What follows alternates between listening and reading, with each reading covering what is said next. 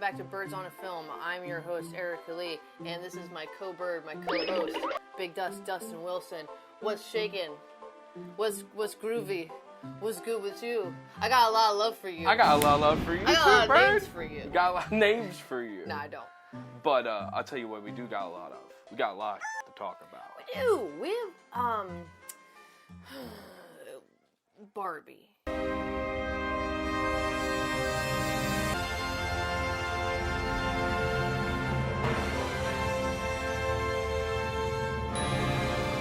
The Barbie movie's coming out. The real Barbie movie is Yes. coming out. Greta Gerwig directed, or is directing. Margot Robbie, Ryan Gosling, huge cast, huge star. Michael Cera. Michael Cera. If I don't Michael Cera tonight, I'm gonna blow my brains out. You ever see a psychiatrist? It looks fantastic. It looks so bright and colorful and Yeah. vibrant Yeah. and pretty. It looks like a toy, which I like. Very toyetic. It gives me big Speed Racer vibes. I love the Speed Racer, Dick Tracy, Mystery Men, 90s Batman. Yeah. This is the world except everything's round. Or this is the world except everything is purple. It's I love that feel. I didn't really grow up playing with Barbies. I grew up playing with Ninja Turtles and wrestling action figures and Transformers. But I mean, did you grow up playing with Barbies? I did. Okay. I had a van and a house, and I remember getting a horse, a Barbie horse that I was very excited about. I was a little horse girl. My older sibling did not play with Barbies. They played with dinosaurs. Okay. So if I was ever play Barbies with me, they were I will if I can eat their heads and rip their heads off. But I did play with Barbies. I liked playing with Barbies. I liked their dresses. I liked their hair. I cut one's hair and cried really hard because I fucked her up bad. And she wasn't pretty anymore, and I was pissed. What does Barbie mean to you as a woman? As a woman, a lot of negative associated with Barbie for me now. Not now, but growing up, like I said, it was girly stuff is stupid, and Barbie is the epitome of girly stuff. As a kid and growing up in a teen, my early adulthood, I definitely have this resentment where I learned, oh, Barbie is bad for girls' self-image. Unrealistic body type, and you will never look like Barbie, but people sure as hell try. However, like you were saying, you played with Ninja Turtles and what else? Wrestling action figures. Yeah. So not necessarily always a humanoid reflection. You're not going to look at a Ninja Turtle action figure and be like, oh God, I want to be that. I want to be that. How do I get to look like this? Yeah. Or no one's going to love me. Yeah. What's more attainable, looking like Barbie or looking like a turtle? Mm-hmm. You know? And are looks more important for men or women? You know? So I think now though, we're having this really cool kind of turn where Barbie is more of a concept and getting to be more like a Ninja Turtle. We now have had that societal discussion of you can't look like a Barbie. Yeah. These are not healthy proportions. So now we can kind of play with the space. Yeah, I think now we can kind of celebrate femininity as a theme and not necessarily take Barbie as the goal. That's definitely what the new film seems like. I'm really excited. I hope that that's what it is. Just people kind of celebrating pink can be cool. And girly stuff can be cool. It doesn't have to be stupid. We can all like girly stuff. We can all like boy stuff. So I'm hoping that this film does further that mindset where we can celebrate Barbie and we can celebrate femininity and we can kind of shift from the negative impact she had on self-image and focus on the positive representation of being a girl or being interested in girly things. I'm excited. Yeah, it's toyetic and bright and looks great. And it's got a bunch of people in it and it's going to be huge. Not like the movies that we're talking about today.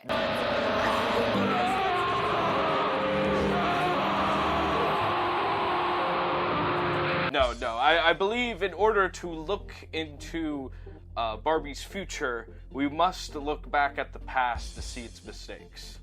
And we talked to some experts. Our Barbie consult, Christine and Schmegan, Barbie consultations. We got the intel, we did the research into what's the temperature on these Barbie movies. Like which one did you like best? Which one did you like least?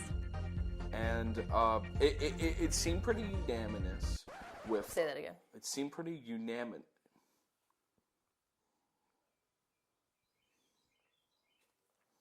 I can do this. Mm-hmm.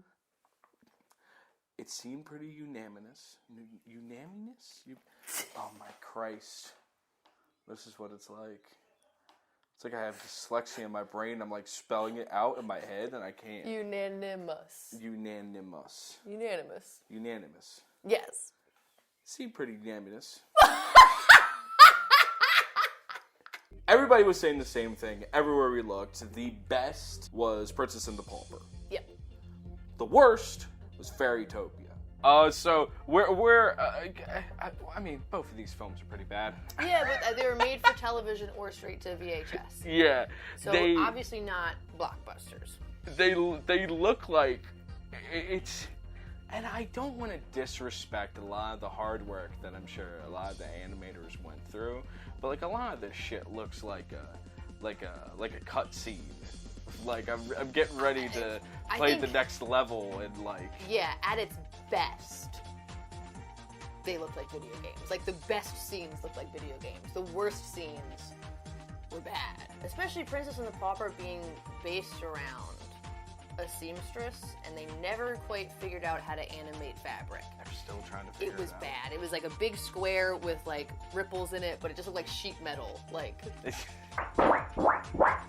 you look at it and you think, oh, it's not so bad. Like when did this come out? 90 what? And then you realize like Toy Story was already out. So Toy Story probably had significantly more money towards it. Sure. These were very clearly made to sell merchandise. Yeah. They were not made to make money off of the actual movie so much as kids were going to watch them on TV or whatever and be like, I want that. Annalise sings of hope. When you Erica sings of love.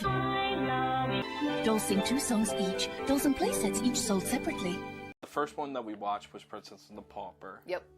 They said this is like the worst. Everybody kind of goes back and forth with. I feel with a couple of them. Yeah, there's there's a few in the running for worst. Yeah. Whereas the best one, kind of far and away, has been determined to be the Princess and the Pauper. It's still kind of bad. It's still a little rough, right? Yeah, right. The visuals, the music. Yes. The music is good. Megan Cavallari and Arnie Roth.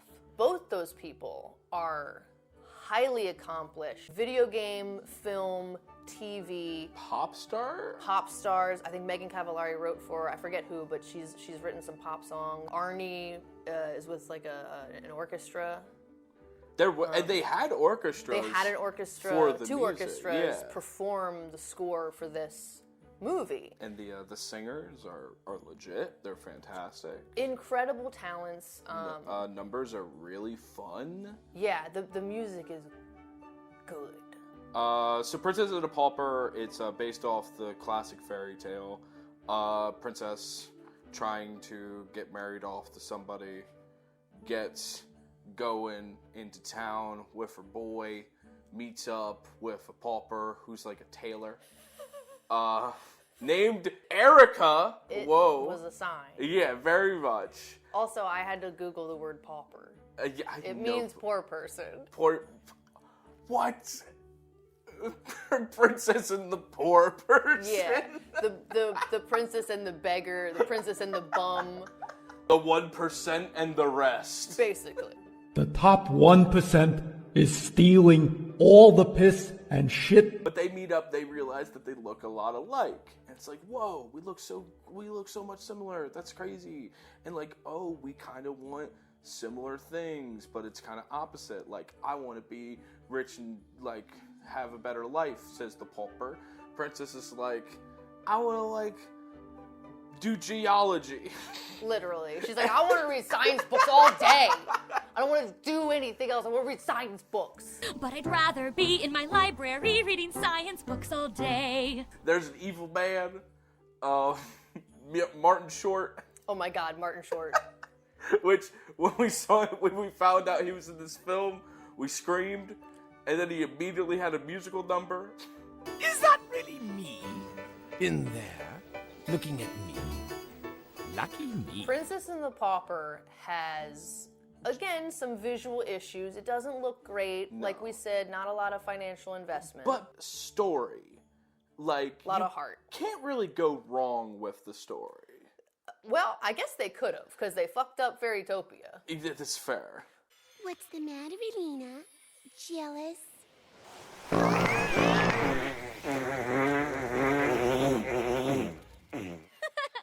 Thanks, Dandelion. The plot of this film, generous, an evil fairy who is collecting gems from guardian fairies, and once she has them all together, she'll be powerful enough to rule the whole of Fairytopia. And the way she's going to go about taking over control is she releases like a poisonous gas into the air, and so that will affect all the winged creatures. Elena, Barbie, is the only fairy without wings. She's the only fairy in Fairytopia without wings. And so she gets made fun of, she feels like an outcast, she's different, but she ends up saving the day through, you know, a journey, a quest with the help of friends along the way, and eventually gets her wings. Stupid. It's, man, I kind of wish it was more like what I described. Oh, and what's the quote at the end? The Barbie quote is like, what makes you different makes what makes you different makes you special, something right. like that. I'll put it right here. That sentiment was not displayed through the message of the movie. The message of the movie should have been that.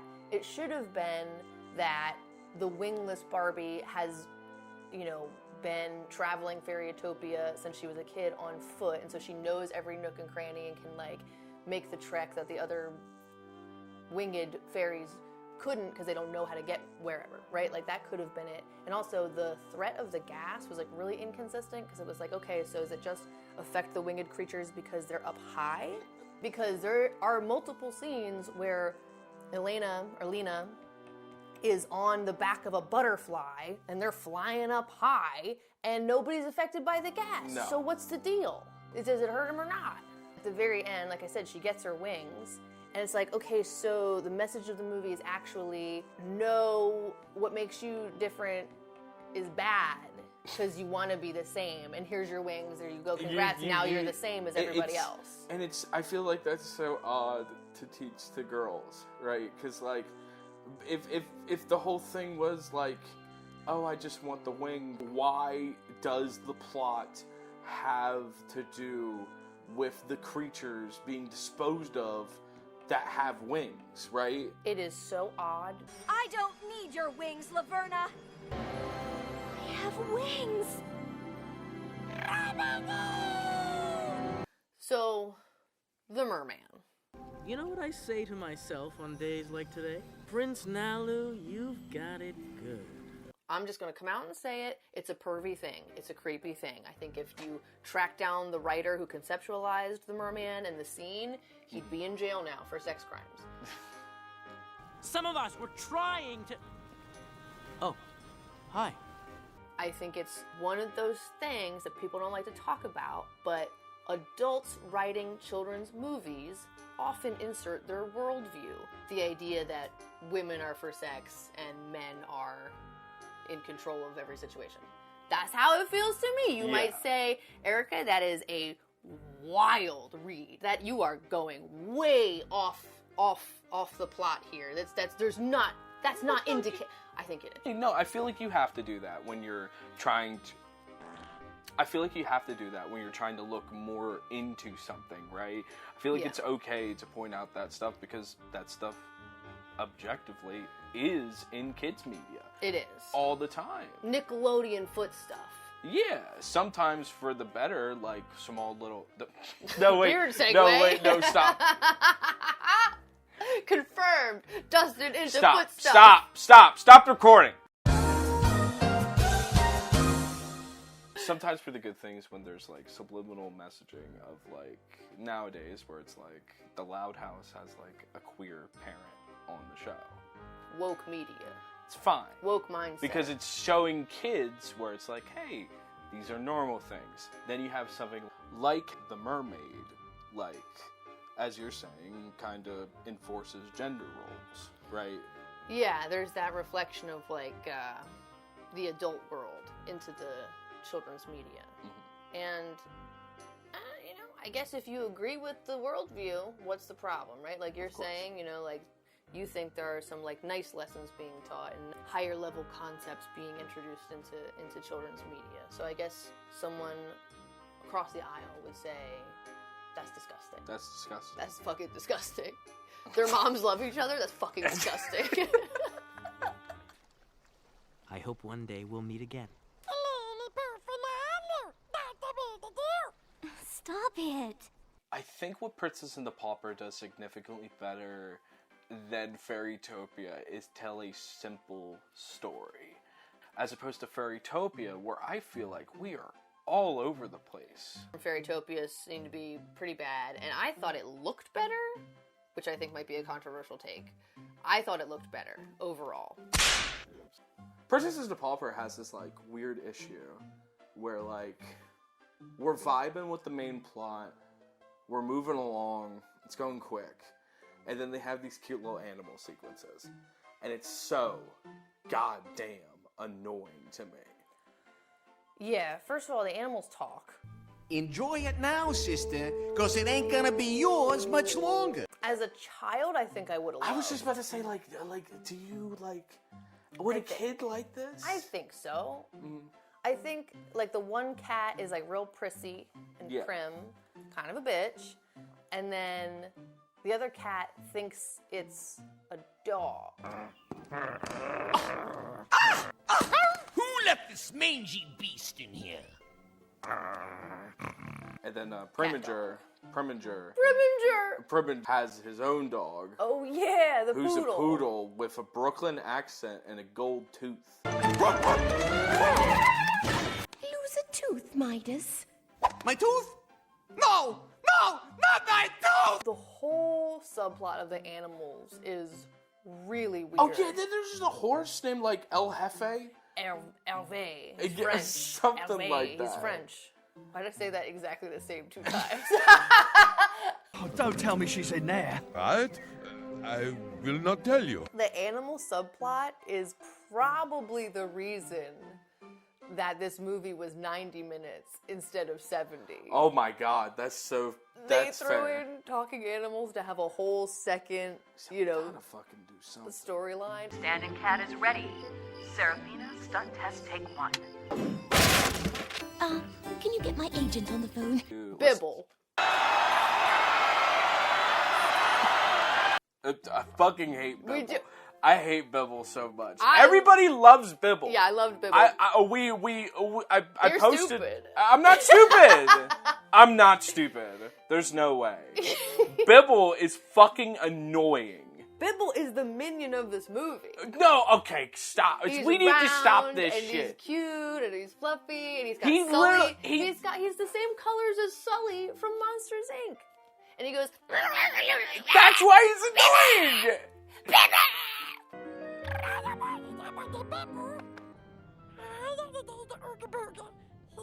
He's a constant throughout the film. He's screaming.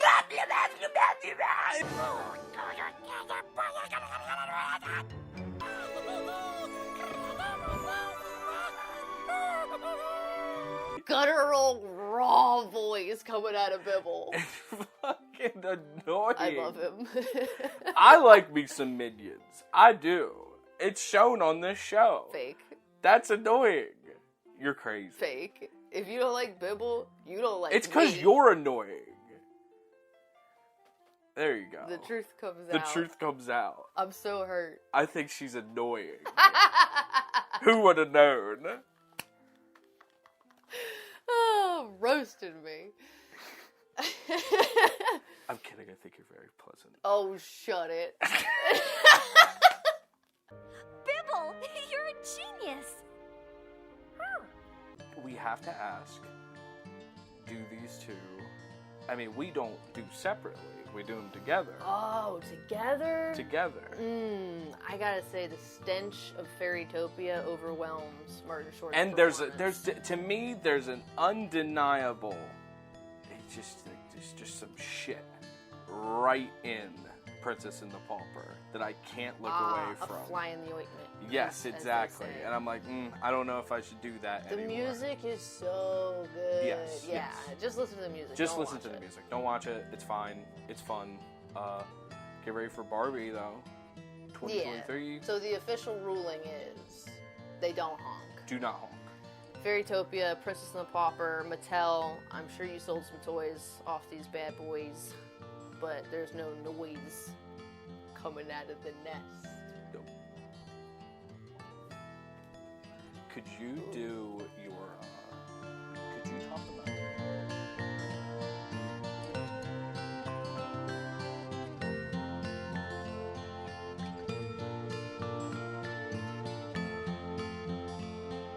Is that all you guys want to get? I think I'm good. Yeah. Yeah. Stay on real quick. Good shit. Stay on real quick.